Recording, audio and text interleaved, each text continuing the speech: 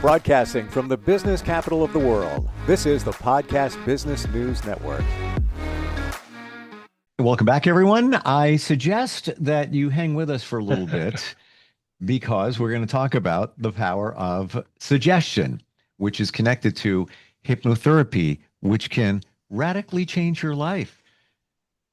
Stop those limiting beliefs, or even stop you from smoking or eating, many different things, so many different things that hypnotherapy can support. And it starts with the power of suggestion. He's the man behind the Unconscious Edge, and it's so great to have him back with us. Dennis Marciniak is on the program. How are you doing today? I'm great, Steve. I'm looking forward to a lively conversation. Yes, there's so much to dig into. We've learned a lot so far. We're going to go back to some of the basics of what this thing suggestion is, and I just want to share with everybody that you're a certified hypnotherapist, also NLP, EFT, different modalities, somewhat similar to, if I may say, hypnotherapy. But is the baseline here for the magic, the secret sauce, if you will, for making hypnotherapy work for somebody? It's the power of suggestion. Yes, very definitely so. And it's interesting because as kind of a background or a base for creating that power of suggestion, there needs to be a couple of things in place. I mean, one is you have to establish, we use the word authority. Normally, if someone, is on a bus with me and they suggest that I, switch seats, I may or may not, take their suggestion, depending on who they are. If it's an older woman that's, standing and I want to give her my seat, I'll take that suggestion. So if you go into a courtroom, the judge is in black robes and he's sitting in an elevated position, and just by virtue of his position and just the physical setting, he's the established authority in that particular venue. If I'm going to see someone for hypnosis, I have to build rapport with them to get them to a point where they're trusting me, they're looking at me as someone who has some authority, has some ability to help them use suggestion for the betterment of their own personal situation. So once that rapport and that authority is established, and basically I have permission from them to work with them in such a fashion, well then suggestions coming that we've actually both created by virtue of our discussion, those suggestions will have more impact on a person than if it's just something I pull out of my head and kind of put on them. So that's number one. Isn't it true that anything you suggest, if it's not in alignment with what they want or who they are, it's not going to stick? It's not like you can suggest anything. Exactly. Absolutely. It's as if the unconscious mind closed the door and is not open to receive any of your foo-foo. So question on that. Let's say that somebody is on board. I found this guy, Dennis. He's amazing. Hypnotherapist. He's helped so many people. He's studied this for years. This is what he does. This is his purpose. So I'm good. I'm going to see Dennis. And I have a goal. And under hypnosis, some suggestions are made to achieve that goal, but it's not sticking. Maybe it's not resonating. Why would that be? Even though I think I'm on board for it, yes, I want to stop smoking, whatever. I get a couple of sessions in and nothing really has changed. What do you think's going on there?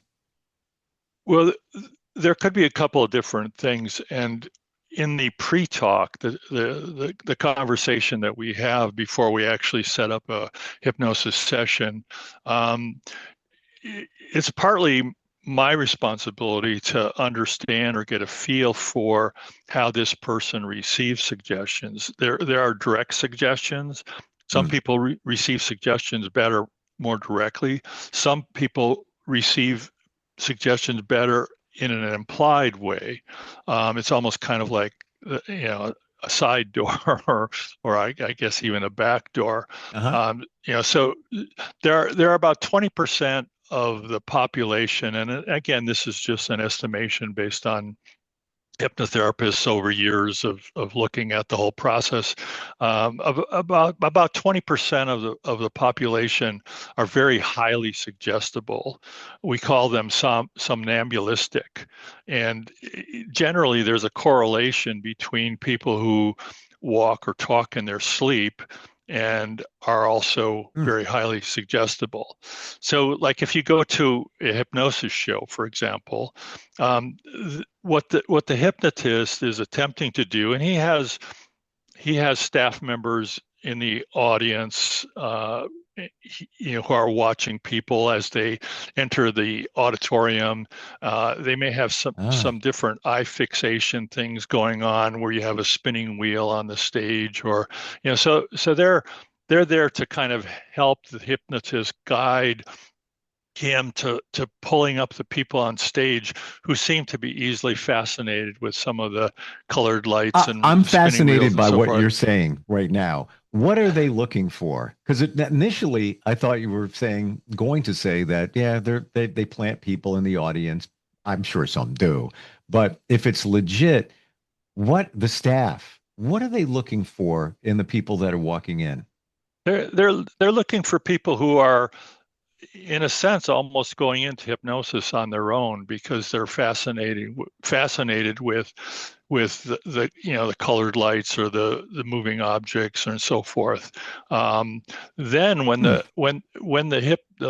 hypnotist gets people on stage, he starts to interact. He may be, I mean, some people pull up more than others, but let's just, for example, say someone pulls up 20 people on stage, and then he starts interacting with them. He might even go down the line and talk with them briefly individually and so forth. But you'll notice that he sends probably 10 of those people back to the audience, because he's selected the people who are more suggestible, more easily hypnotized, and because it's a show, it's for entertainment, and he's going to have some fun with it. He's not going to ask people to do anything that's ethically against their ethics. But some people like to be the center of attention. Sure. and so they'll easily quack like a duck, or whatever. So there's that process. So if I'm, as a hypnotherapist, I mean, I'm not doing a show. I'm not there to entertain someone, or make. I'm not that he wants to make fun of people, but people enjoy sometimes making fun of themselves. Sure. So, but with a hypnotherapist client, I mean, it's still for me to ascertain how best I can work with that person, how I can get them into a deeply relaxed state, so that they're more open to suggestion. The hypnosis, after all, is an overload of the conscious mind. If you overload the conscious mind, it's as if it kind of just says tilt, and then you just release into the unconscious mind. You're more receptive to suggestion in that particular state. Is that what's going on? You're overloading, so to speak, the conscious mind, and that's kind of opening the door to, it's like the overflow to the subconscious or the unconscious. Absolutely. I mean, Wow. someone who's a little irritated, they got stuck in traffic or whatever, or maybe they're a little tired. Those states actually put you in a place where you're more easily overloaded, and can go into hypnosis. I mean, it's like if someone's asking you for directions and you start giving directions very quickly, very fast. You're a fast talker, like on Seinfeld, it's like, oh, stop. I can't absorb the information fast enough. You're overloading my conscious mind. I mean, at that point, if someone had snapped their fingers and said deep sleep, you probably could easily go into hypnosis because you're trying to keep up to the speed that the conscious mind can't absorb that quickly. I'm learning so much here, and I feel that having had hypnotherapy a number of times, that I'm a little ahead of the curve. I study this. I find it fascinating. This is so interesting, even in the stage show of how they do it. But the principles are the same in terms of what you do. Yeah. And it's almost as if that person that stuck in traffic and all that, it's almost as if they're overwhelmed. And Yeah. that kind of, it's almost like like a hard drive where all the information is stored here, but if you have extra information, you have a other partition on your hard drive where we're going to put that stuff over there. We've now accessed that area. Uh, it's almost in a way, it seems the same, Dennis, when you're talking with somebody before you do a session, you're almost like the stage hypnotist where you're assessing them, you're kind of getting a read on them. You Yeah. probably have done this so many times that you can even look at them and what they're looking at in that session and kind of get a read on them, whether they're going to be open to this or whether they're not. Um, have you ever gotten surprised where you read somebody and you thought, I don't know if it's going to take, but then it does, or vice versa? Yeah, for sure. Sometimes you'll try a certain approach, maybe even a certain uh, method for getting them into hypnosis, and it's just not quite happening. So you're thinking on your feet and just shifting and trying another approach, and uh, there were times when I had someone come, and it's almost like they dare you to hypnotize them, and that's Mm. not the whole point of the process. It's like, I'm not out to prove something. And if you don't want to be helped or worked with, I'm not going to stand on my head to try to try to make you think. But if you're in a place where you're open, that you came for a need, you have a certain willingness, that's half the battle, so to speak. And even in conversation, you're starting the hypnotic process just by the way you suggest things in the conversation. You can even do it negatively. It's like, you can say you don't need to feel a certain relaxation that's growing in your body, but you may just become aware that something is making you feel more deeply relaxed. And it's like, you don't need to think of a red cat right now, but you are noticing that your unconscious has more say in the matter than your conscious mind does. So it's just definitely uh, kind of intriguing sometimes, just as to how you find the pathway to the person getting really relaxed and in a place where they're malleable and open and suggestible. Is you say relaxed, and you said that a couple of times. Is that a key element where they have to be in a just at the zone where they're chill? There's not a lot of things that they're thinking of, and they can focus on it. Is that why that relaxation step is important? Yeah, because ultimately they're getting into what we could call, from a brainwave state, an alpha state. There are some discussions amongst hypnotherapists, as to how much you need to emphasize the relaxation part. It's not that you necessarily need to do this long relaxation process where, there are some schools of thought that you go through this lengthy process of getting someone deeply relaxed. But ultimately, whether it's a short process or a fast process, you're in a very comfortable state. And I think the biggest thing that people comment when they get done with the session is, oh God, I feel so good. I feel so relaxed. Mm. I don't know if I was hypnotized, but I really feel unwound and comfortable, and it's not till the next days that you start to realize that there's some kind of impact that's gone on. When you're making that suggestion, what does that sound like? Example, somebody wants to stop smoking and now they're under hypnosis and it's working. They're connected, with you in that way. It's everything's looking like it should. Um, what would you say to them to suggest that they don't smoke? Well, especially with smoking and also with eating issues, weight issues, there's really like two levels that you're operating on at the same time. One is that you're dealing with their own innate ability, their body's own innate intelligence, and their unconscious's wisdom to be able to find a solution. Uh, so, so the smoking issue, for example, the smoking is not the problem in the unconscious mind. The smoking was the solution. The smoking was the solution to the fact that they experience anxiety, or the fact that they need to feel a certain social connection by hanging out with the other smokers, outside the office.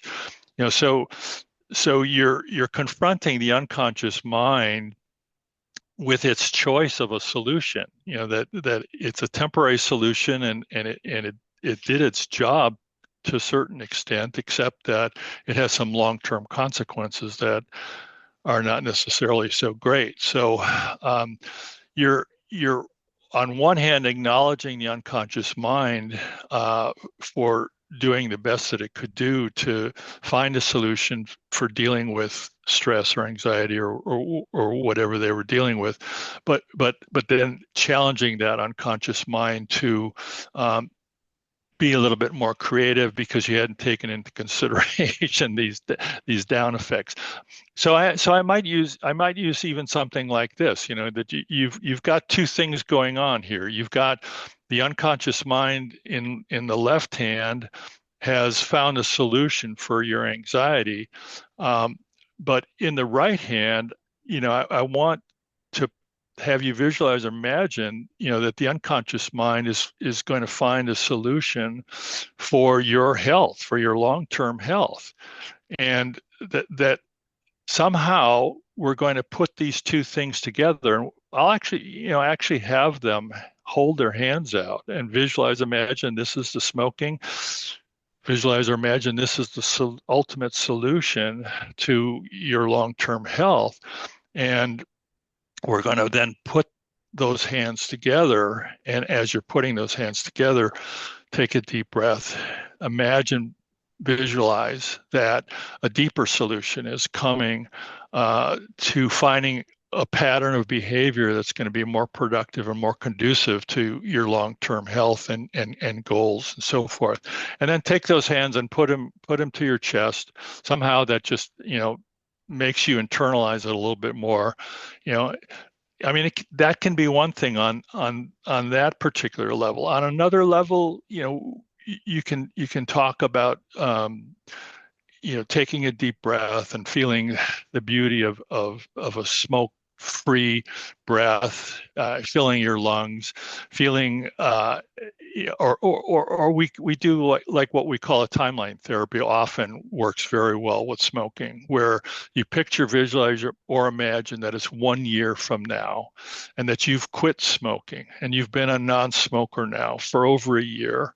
And I want you to just picture, visualize, imagine. How do you feel? You take that deep breath. Your lungs are clear.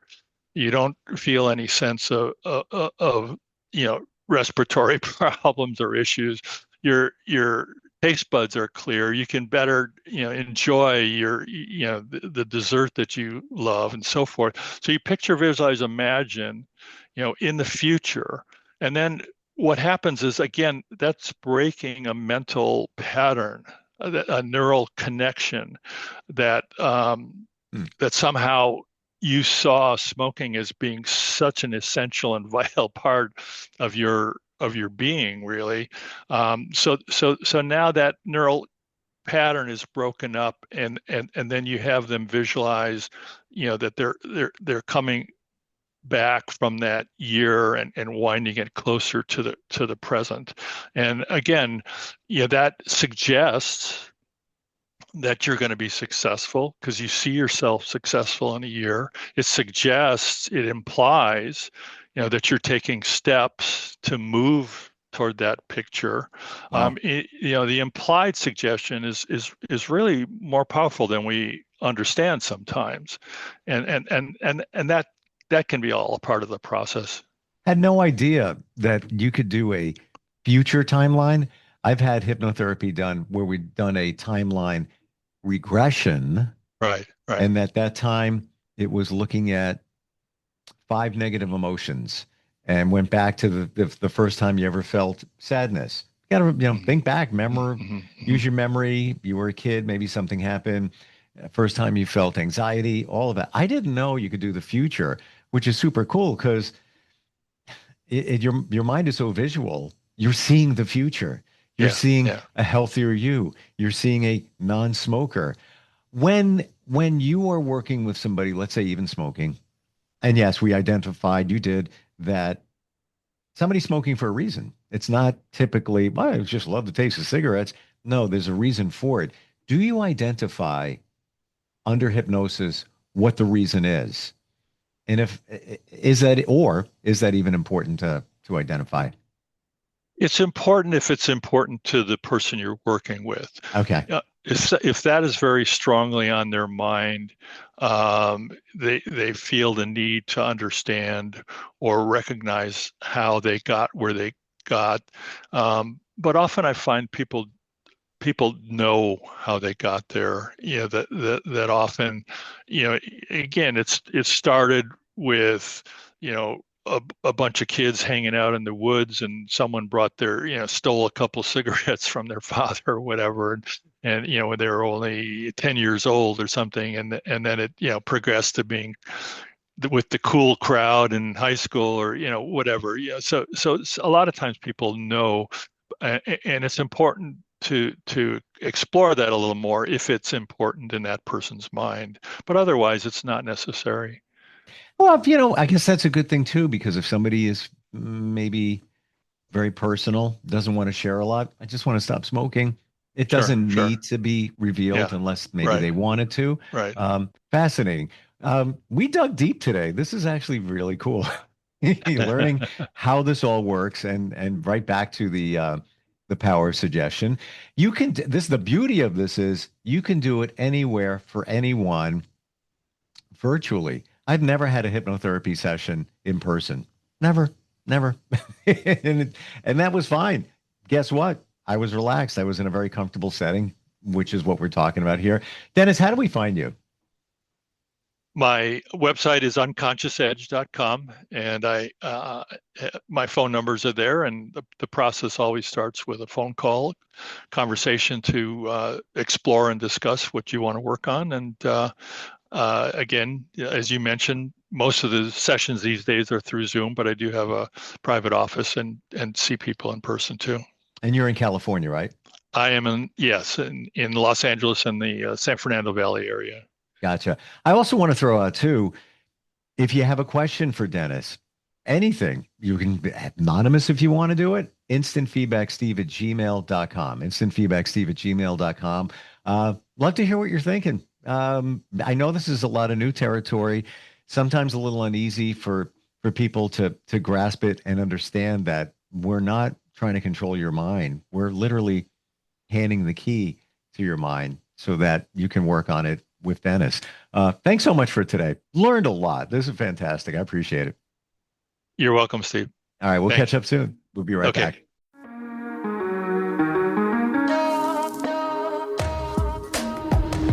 Broadcasting from the business capital of the world, this is the Podcast Business News Network.